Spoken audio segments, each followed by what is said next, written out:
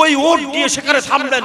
তার মানে হলো আমার রাসূলের জন্য ওই তুব্বায়ে আফল হিমায়রি যে ঘর রেডি করেছেন, এটা আমার রাসূলের ইলমে গায়ব সেখানে নিয়ে গেছেন তা নয়, বরং আমার রাসূল যেই উটের উপর সওয়ার হয়েছেন ওই উটেরও ইলমে গায়ব এসে গেছে। ওই উটও বলতে পারেন আমার রাসূল কোথায় থাকতে হবে। শুধু রাসূল জানেন না, রাসূলের উটও ইলমে গায়ব জানেন। তাহলে কাবা হয়েছে আমার রাসূলের কারণে। ইয়েমেন দেশের বাচ্চাগুলোকে তুব্বা বলা হতো। তুব্বায়ে আফল যার নাম হিমায়রি, আল্লাহর রাসূল এই দুনিয়ার মধ্যে তশরিফ আনার 1000 বছর আগে তুব্বায়ে আফল প্রথম বাদশা জিনার নাম ছিল হিমায়রি, ইনার বিশাল বাহিনী ছিল। ইনি দেশ ভ্রমণ করতেন, বিভিন্ন দেশের মধ্যে তিনি ভ্রমণ করতেন, অনেক দেশের মধ্যে ভ্রমণ করলেন। হিমায়রি যখন ভ্রমণ করতেন, ইনার সঙ্গে 1,13,000 মানুষ পদাতিক ছিলেন যারা হেঁটে হেঁটে চলতেন, আবার 1,30,000 যারা ঘোড়ার উপর সওয়ার হতেন, সামনে পিছনে বাজনা থাকতো। যে জায়গার মধ্যে যেতেন, যে রাষ্ট্রের মধ্যে যেতেন, ঠিক আমি হিমায়রির আগমন উপলক্ষে বড় বড় অনুষ্ঠান করতেন। তারা সবাই এসে তাকিয়ে থাকতেন, এত বড় রাজা আসতেছেন, যার সামনে পিছে লক্ষ লক্ষ মানুষ আসতেছেন। হিমায়রির সঙ্গে 4000 আলেম রাখতেন, যারা বিভিন্ন কিতাবের, তাওরাতের আলেম, জবুরের আলেম, ইনজিলের আলেম, বিভিন্ন সহিফা সম্পর্কে যাদের জ্ঞান ছিল, এমন আলেমগুলোকে সঙ্গে নিয়ে হিমায়রি ভ্রমণ করতেন। হিমায়রি ভ্রমণ করতে করতে ওই মক্কাতুল মুকাররমা আল্লাহর ঘর খানায়ে কাবা পর্যন্ত এসে গেলেন। যখন মক্কা ভূমিতে প্রবেশ করলেন, হিমায়রি দেখতে পেলেন মক্কার মানুষ হিমায়রির দিকে কারো খেয়ালই নাই। তার কারণ কি? হিমায়রি অবাক হলেন। আমি যেখানে গেলাম মানুষ আমাকে রিসিভ করার জন্য, আমার রিসিপশনের মধ্যে বিশাল বিশাল অনুষ্ঠান হলো, কিন্তু আজকে আমি এই মক্কা ভূমির মধ্যে আসলাম, আমাকে তো কেউ রিসিভ করার জন্য আসে না, আমাকে কেউ দেখতে আসে না। তার কারণ কি? তখন হিমায়রিকে জানিয়ে দেওয়া হলো, ওগো আমাদের বাদশা, ওগো হিমায়রি, আপনি যে এই জায়গার মধ্যে এসেছেন, এখানে আল্লাহর ঘর আছেন, যেটাকে খানায়ে কাবা বলা হয়। আল্লাহর ঘর খানায়ে কাবা আছেন, যেটা আসমানের নিচে জমিনের মধ্যে সর্বশ্রেষ্ঠ একটা জায়গা, সর্বশ্রেষ্ঠ একটা ঘর। এই ঘরের প্রেমের মধ্যে মানুষ, এই ঘর যারা দেখেছেন, এরা আপনার এই বাহনগুলো দেখবে না, এরা আপনার জৌলস দেখবে না, এরা আপনাকে মূল্যায়ন করবে না। এই কথা শুনে হিমায়রি সিদ্ধান্ত নিলেন, যদি আমাকে না দেখে ওই খানায়ে কাবার কারণে, ওই খানায়ে কাবার সৌন্দর্যের মধ্যে মানুষ মোহিত হয়ে আমি হিমায়রিকে যদি পাত্তা না দেয়, তাহলে আমি ওই ঘর রাখবো না, ওই খানায়ে কাবা আমি ভেঙে মিসমার করে দেব। নাউযুবিল্লাহ। খানায়ে কাবা আমি ভেঙে ফেলবো, এই কাবার কারণে মানুষ আমাকে দেখতে আসলো না, আমি হিমায়রির এটা পছন্দ হলো না, আমি ভেঙে ফেলবো। হিমায়রি এই কথা এখনো মাত্র মনে মনে ধারণা করেছেন, এখনো মাত্র সিদ্ধান্ত নিয়েছেন মনে মনে, এখনো মনে মনে সিদ্ধান্ত এখনো প্রকাশ করে, বলেন না প্রকাশ করে, এখনো প্রকাশ করে নাই। প্রকাশ করার আগে হিমায়রির মাথা ব্যথা শুরু হয়ে গেছেন, প্রচন্ড মাথা ব্যথা। মাথা ব্যথা করতে করতে হিমায়রির নাক দিয়ে পানি পড়া শুরু হয়ে গেছে, মুখ দিয়ে পানি পড়া শুরু হয়ে গেছে, কান দিয়ে পানি পড়া শুরু হয়ে গেছে। এমন দুর্গন্ধময় পানিগুলো বের হচ্ছেন, হিমায়রির পাশে কেউ আসতে পারছেন না, এমন দুর্গন্ধ পানি বের হচ্ছেন। ওই হিমায়রির সঙ্গে প্রায় 400-500 ডাক্তার ছিলেন। ডাক্তাররা সবাই আসলেন, সবাই বোর্ড বসলেন, অনেক চিন্তা করলেন, অনেক চেষ্টা করলেন, অনেক রকমের ট্রিটমেন্ট করলেন। কোনোভাবে হিমায়রির এই পানিও বন্ধ করা যায় না, হিমায়রির মাথা ব্যথাও বন্ধ করা যায় না। অনেক চেষ্টার পরে এরা বলেন, সবচেয়ে বড় ডাক্তার যিনি, ইনি বললেন, আমি আমার অভিজ্ঞতার মধ্যে আমি আপনাকে একটা কথা বলতে চাই, আমি অনেকক্ষণ পর্যন্ত অনেক ট্রিটমেন্ট করলাম, কিন্তু কিন্তু আপনি তো ভালো হন না। আমার মনে হয় এটা দুনিয়াবি কোনো রোগ না, এটা দুনিয়াবি কোনো রোগ না, বরং এটা হলো আসমানি একটা রোগ। নিশ্চয়ই আপনাকে এই রোগ দূর করতে হলে, আসমানি রোগের চিকিৎসা করতে পারে এমন কোন মানুষকে ডাকতে হবে। একটু বড় করে বলেন। হিমায়রি এবার ডাকলেন, ওনার সঙ্গে 4000 আলেম। কত? 4000 আলেম ছিলেন। এই 4000 আলেম গুলো উনি ডেকে আনলেন, বলেন আমার কি হয়েছে এবার তোমরা একটু সিদ্ধান্ত দাও। সবাই মিলে বিভিন্ন রকমের কিছু চেষ্টা করলেন। সবাই এবার চিন্তা করতে লাগলেন, নিশ্চয়ই আমাদের বাদশার উপর আল্লাহর গজব এসেছে, খোদার গজব এসেছে। নিশ্চয়ই আমাদের এই বাদশা অন্য কোনো খারাপ চিন্তা করেছেন। এবার গিয়ে বলেন, বাদশা জাহাপনা, আপনাকে আমরা একটা প্রশ্ন করব, আপনি আমাদেরকে প্রশ্নের একটু সঠিক উত্তর দেবেন। বলেন, বলো বলো, যেই প্রশ্ন করবা আমি মিথ্যা বলবো না, আমি সত্য বলবো। ও বাদশা সাহেব, ও জাহাপনা, আপনি এখানে আসার পরে এখানে একটা আল্লাহর খানায়ে কাবা, এই কাবা সম্পর্কে, এই মক্কা নগরী সম্পর্কে আপনি কোনো খারাপ ধারণা করলেন কিনা? আপনি যদি খারাপ ধারণা করে থাকেন তাহলে নিশ্চয়ই এই কারণেই আপনার উপর আযাব হচ্ছেন। বাদশা বলেন, নিশ্চয়ই আমি খারাপ ধারণা করেছি। আমি চিন্তা করেছি এই কাবা ঘরটা ভেঙে ফেলবো, এটা ভেঙে ফেলার সিদ্ধান্ত নিয়েছি। সঙ্গে সঙ্গে ওই আলেমরা যারা তাওরাত, যারা জবুর, যারা ইনজিলের জ্ঞান রাখতেন, ইনারা বলেন এই খানায়ে কাবার প্রতি আপনি বিদ্বেষ রাখার কারণে আপনার এই সমস্যা, আপনি তাড়াতাড়ি তওবা করুন, নাইলে আপনিও ধ্বংস হবেন।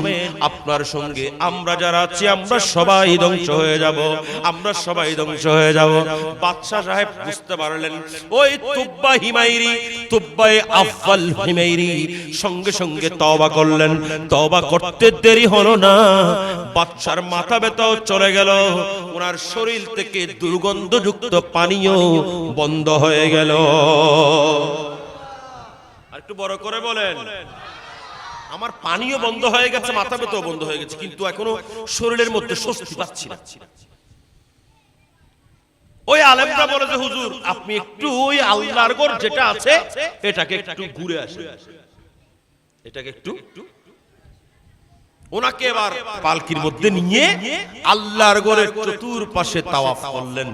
চতুর্পাশে তাওয়াফ করতে দেরি নাই, বাদশা হিমায়রি সম্পূর্ণরূপে সুস্থ হয়ে গেল। আর বড় করে বলেন, আল্লাহর ঘর খানায়ে কাবা এটা কেমন? আল্লাহর ঘর খানায়ে কাবা এটা কেমন ঘর? যে ঘরের মধ্যে মানুষ গেলে মানুষের গুনাহ মুক্ত হয়ে যায়, অসুস্থ মানুষ সুস্থ হয়ে যায়। আল্লাহর ঘর খানায়ে কাবার মধ্যে নিতে দেরি হয় নাই, সুস্থ হয়ে গেছে। আচ্ছা, এখানে আরেকটা ছোট্ট কথা বলি মাঝখানে।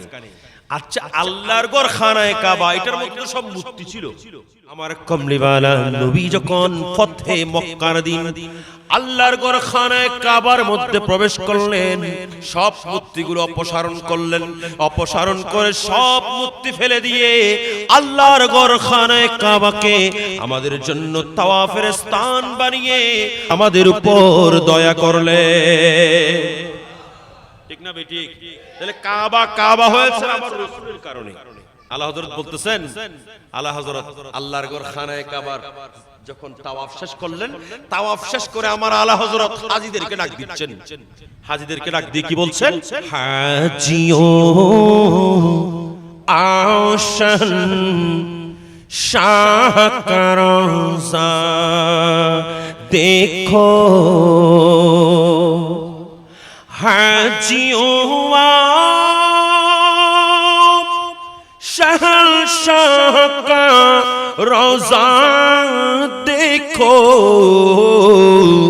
काबा तो देख चुके अब काबे का काबा देखो। আরো বড় করে বলেন। বলতেছেন আল্লাহ হযরত কেন? কারণ এই কাবাকে কাবা বানিয়েছেন যিনি, তিনি হলেন আমাদের রাসূল। আমাদের দেশে অনেক মানুষ আছেন যারা বলেন যারা খানায় কাবার মধ্যে যাবা আল্লাহর ঘরের মধ্যে তাওয়াফ করে চলে আসো, মদিনা শরীফ যাওয়ার দরকার নেই। মদিনা শরীফ যদি যেতেই হয় নামাজের নিয়তে যাও। আমি বলবো যেই মদিনায় পাকের জমিনের মধ্যে, যেই মদিনায় পাকের জমিনের মধ্যে এমন মহান জাত আছেন যিনি না হলে কাবা তো কাবাই হতো। এটা তো মূর্তির ঘর থাকতো, ঠিক না বেঠিক? আমার রাসূল দুনিয়ায় এসে মা আমেনা খাতুনের ঘরের মধ্যে এসে আমাদের জন্য এই কাবা ঘরকে পবিত্র করে দিয়েছে। এখন যারা বলেন মদিনা শরীফ যাওয়ার দরকার নেই, আল্লাহর ঘর খানায়ে কাবার মধ্যে যাবা, আল্লাহর ঘর খানায়ে কাবার মধ্যে যাও, মদিনা শরীফ যাওয়া দরকার নাই, আমি বলবো মদিনা শরীফ না গেলে তো বেওফাই হবে। কারণ আল্লাহর ঘর কাবা, এটা কাবা হয়েছে আমার রাসূলের কারণে। কথা বলেন ঠিক না বেঠিক? আমার রাসূল যদি না হতেন কাবা কাবা হতো, বলেন না কাবা কাবা হতো। সেজন্যই তো আমার আল্লাহ জাল্লা শানহু আমাদেরকে জানিয়ে দিচ্ছেন ওয়ালাউ আন্নাহুম ইযলামু আনফুসাহুম যাও, তোমাদের যখন গুনাহ হয়ে যায়, তোমাদের যখন পাপ হয়ে যায়, তোমাদের যখন অপরাধ হয়ে যায়, তোমরা তখন মদিনায় চলে যাও, তোমরা আমার কামলিওয়ালা নবীর দরবারের মধ্যে চলে যাও। ফাস্তাগফিরুল্লাহ ওয়াস্তাগফারা লাহুমুর রাসূল, যখন তোমাদের পক্ষ হয়ে তোমরাও ক্ষমা চাইবা, আমার মাহবুব নবী তোমাদের পক্ষ হয়ে ক্ষমা চাইবা, লা ওয়াজাদুল্লাহ তাওয়াবার রহিমা, নিশ্চয়ই তোমরা আল্লাহকে তওবা কবুলকারী হিসাবে পাবে। আর বড় করে বলেন, আল্লাহকে তওবা কবুলকারী পেতে হলে আগে মদিনা যেতে হবে। আজকে যে বসে গেলাম এটা হলো মদিনা শরীফের শাখা। ওই যে আপনাদের সামনে হাবিব মুস্তাফা মসজিদ আছে না, এটা হলো মক্কা শরীফের শাখা, আর এটা হলো মদিনা শরীফের শাখা। সুবহানাল্লাহ হবেন? আর একটু বড় করে বলেন, বৈষম্য সবখানে আছে, কিন্তু দুই জায়গার মধ্যে বৈষম্য নেই। কয় জায়গা? দুই জায়গা। একটা হলো বৈষম্য জেনে দেবেন তো মেসদানজরি, ওখানেও বৈষম্য। ওখানে ভিআইপিদের জন্য আলাদা, সিআইপিদের জন্য আলাদা, তারপর জেনারেলের জন্য আলাদা, ঠিক না বেঠিক? আবার মিসকিনদের জন্য আরো আলাদা, আরো আলাদা, ঠিক না? যেখানে যান আপনি ওখানে দেখবেন আলাদা আলাদা বিষয়, বৈষম্য, যেখানে যান বৈষম্য পাবেন। কিন্তু দুইটা জায়গার মধ্যে বৈষম্য নাই। একটা হলো মিলাদুন নবীর মাহফিল, যেখানে কোনো বৈষম্য নাই। আপনাদের সকলের জন্য এক রকমের প্যাকেট হবে। যার কাছে লক্ষ টাকা আছে তার জন্য যেমন প্যাকেট একটা, যার কাছে টাকা কম আছে তার জন্য প্যাকেট। সাইজ সবগুলোর, বলেন না সাইজ সবগুলোর। আর আল্লাহর ওলিদের উরুসের মধ্যে, বলেন না আল্লাহর ওলিদের উরুসের মধ্যে যখন যাবেন ওখানে দেখবেন সবাইকে এক জায়গায় বসায় দিচ্ছে। ওখানে বসে সবাই কাচ্ছে, ধনী গরিব, পয়সাওয়ালা, রিকশাওয়ালা, আপনার ঠেলাগাড়িওয়ালা, বাসওয়ালা, কারওয়ালা, যেই হবে হোক সবগুলাকে একরকম। সুতরাং বৈষম্য দুই জায়গায় নাই। একটা হলো আল্লাহর মাহবুব নবীর মাহফিলের মধ্যে, আর একটা হলো আল্লাহর ওলিদের উরুসের মধ্যে। একটু বড় করে বলেন। ওই তুব্বায়ে আফল হিমাইরি সে খানায়ে কাবার যখন ঘুরে আসলেন, দেখার পরে খানায়ে কাবা ঘোরার পরে পরিপূর্ণ সুস্থ, এবার তার দলবল নিয়ে তিনি আবার রওনা হলেন। সেখানে আবার আরেকটা কথা রয়ে গেছে। এই তুব্বায়ে আফল হিমাইরি আল্লাহর ঘরের এই মুজিজা দেখে, আল্লাহর ঘরের এই মুজিজা দেখার পরে সে সঙ্গে সঙ্গে মিল্লাতে ইব্রাহিমের মধ্যে অংশগ্রহণ করলেন, ইব্রাহিম আলাইহিস সালামের ধর্মের মধ্যে অংশগ্রহণ করলেন। এখান থেকে আবার চলতে লাগলেন। যেতে যেতে যেতে যখন মদিনায়ে পাকের জমিনের মধ্যে গেলেন, যেই জমিনের নাম আগে মদিনা ছিল না, যেই জমিনের নাম ছিল ইয়াসরিব, যেখানে গেলেই মানুষ অসুস্থ হয়ে যেত, কিন্তু আমার কমলিওয়ালা নবীর কদম মোবারক পড়ার সঙ্গে সঙ্গে এই জমিন আর ইয়াসরিব নাই, এটা মদিনা হয়ে গেল। আমরা পড়ি না, ইয়াসরিব নামে তুমি ছিলে অলক্ষণের দেশ, বড়ই মারাত্মক যে ছিল তোমার পরিবেশ। ইয়াসরিব নামে তুমি ছিলে অলক্ষণের দেশ, বড়ই মারাত্মক যে ছিল তোমার পরিবেশ। নবীর ছোঁয়া লেগে তুমি শাহে মদিনা। সব বলিব কিন্তু তোমায় বলতে পারি না, সব বলিব বলতে পারি না। সোনার মদিনা আমার প্রাণের মদিনা, সোনার মদিনা আমার প্রাণের মদিনা।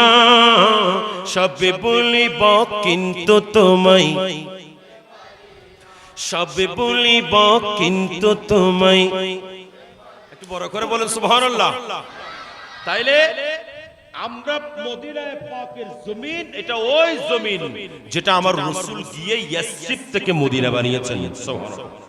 এই জমিনের মধ্যে যখন ওই তুব্বা আফজাল হিমায়রি তার দলবল নিয়ে যখন পৌঁছলেন, তখন ওনার সঙ্গে যেই আলেমগুলো ছিল, যারা জবুর কিতাবের, তাওরাত কিতাবের, যারা ইনজিল কিতাবের আলেম যাদের সিনার মধ্যে ছিলেন, 400 আলেম দাঁড়িয়ে গেলেন, বলেন ওগো আমাদের বাদশা তুব্বা হিমায়রি, আমরা এই জায়গা ছেড়ে যাব না, এখানে আমরা থেকে যাব।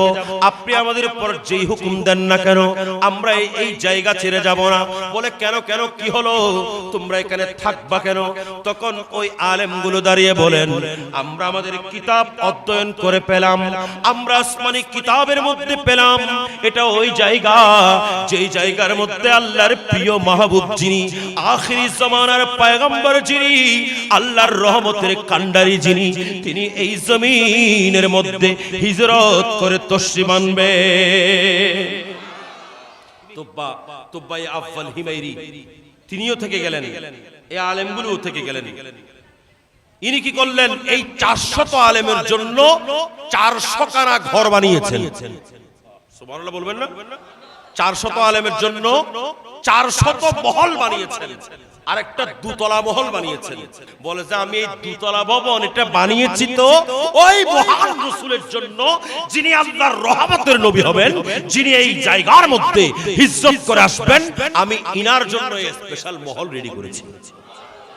আমার রাসূলের জন্য মহল রেডি করে তিনি 1 বছর ওখানে অবস্থান করেছেন। আমার কথা সংক্ষেপ, একটু মনোযোগ। 1 বছর অবস্থান করেছেন। 1 বছর অবস্থান করার পরে দেখতেছেন আমার রাসূল এখনো আসেনি, কিন্তু ওনার স্বাস্থ্যের অবস্থা খুব খারাপ হয়ে যাচ্ছে। তখন তিনি বলেন, এই মদিনার মধ্যে, এই ইয়াসরিবের মধ্যে সবচাইতে উন্নত চামড়া যেটা আছে এটা আমার জন্য নিয়ে আসো। উন্নত মানের চামড়া, কারণ তখন চামড়ার মধ্যে লেখা হলো উন্নত মানের চামড়া যেটা, এটা আনা হলো। উন্নত মানের চামড়ার মধ্যে তিনি আমার রাসূলের কাছে চিঠি লিখতেছেন, আল্লাহর রাসূলের কাছে চিঠি লিখতেছেন। ওগো খাতামুন নবীন, ওগো আল্লাহর প্রিয় মাহবুব নবী, আমি দীর্ঘদিন পর্যন্ত আপনার জন্য অপেক্ষা করেছি, কিন্তু আমার সময় আমাকে কভার দিচ্ছে না, আমাকে চলে যেতে হচ্ছে। আমি আপনার জন্য এই ছতকারা, এই চিঠিখানা লিখে যাচ্ছি। এই চিঠিখানা যখন আপনি পাবেন, আমি দুনিয়ার মধ্যে যদি বেঁচে থাকি, আপনি আসা পর্যন্ত আমি দুনিয়ার মধ্যে যদি বেঁচে থাকি, তাহলে আমি আবার এসে আপনার হাতে হাত দিয়ে কলমা পড়ে আপনার ধর্ম গ্রহণ করব। আর আমি যদি আপনার সঙ্গে আমার দেখা না হয় থাকে, আপনার কাছে আমার আকুল আবেদন, ওই বাসরের ময়দানের মধ্যে আপনি আমার পক্ষে আল্লাহর দরবারে সুপারিশ করবে।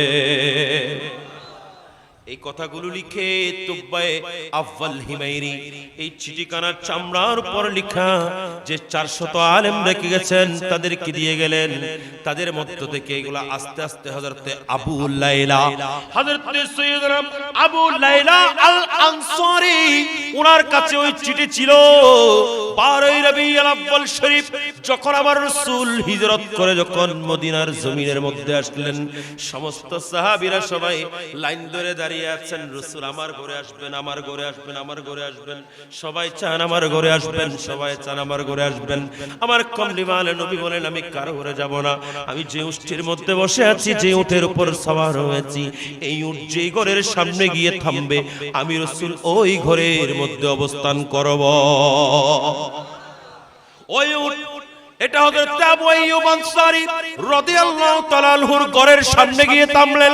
আবু আইয়ুব আনসারী ইনি অন্য কোন ঘরের মধ্যে ছিলেন না।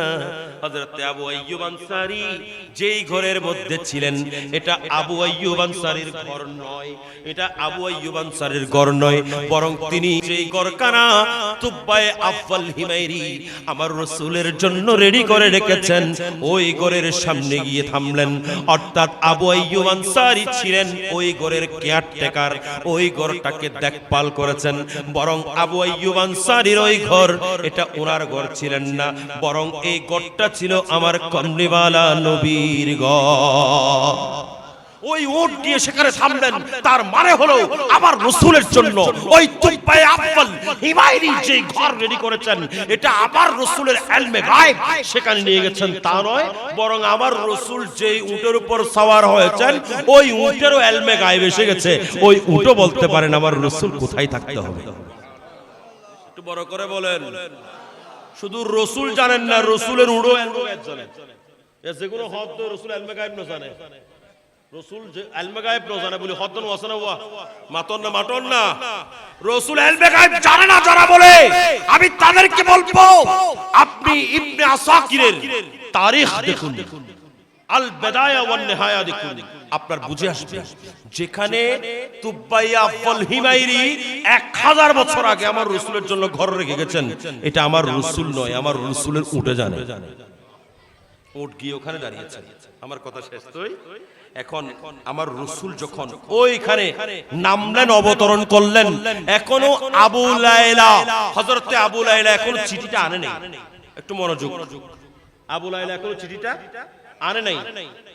চিঠি আনার আগেই আমার কমলিওয়ালা নবী ডাক দিলেন, আবু লায়লা তুমি কোথায় আসো? এই আবু লায়লা, আমি রাসূলের জন্য তুব্বায়ে আফওয়াল হিমায়রি যে চিঠি দিয়েছেন এই চিঠিখানা কই? আমি রাসূলের কাছে চিঠিখানা নিয়ে আসো। আবু লায়লা, হযরত আবু লায়লা উনি অবাক হয়ে আমার রাসূলের দিকে তাকিয়ে আছেন, কারণ এই চিঠিখানা যে আবু লায়লার কাছে আছে এটা কেউ জানতেন না। হযরত আবু লায়লা এই চিঠিখানা নিয়ে আসলেন আর আমার রাসূল তার জন্য আল্লাহর দরবারে দোয়া করে বললেন, শুভ সংবাদ তুব্বায়ে আফওয়াল হিমায়রির জন্য, শুভ সংবাদ তুব্বায়ে আফওয়াল হিমায়রির জন্য, সে নিশ্চয়ই ইসলামের মধ্যে দাখিল হয়ে গেছে। একটু বড় করে বলেন।